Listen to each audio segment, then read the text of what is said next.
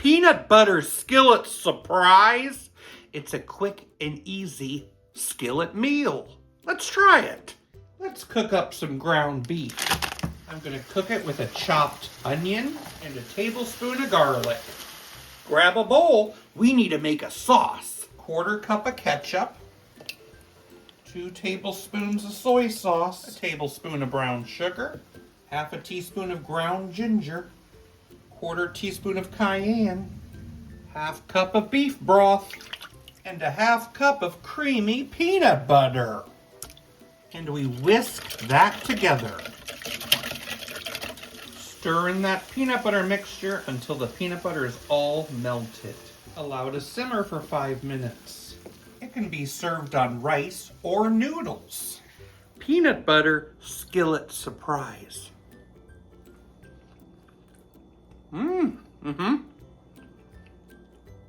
The peanut butter is really awesome in there. It is a tasty, tasty treat.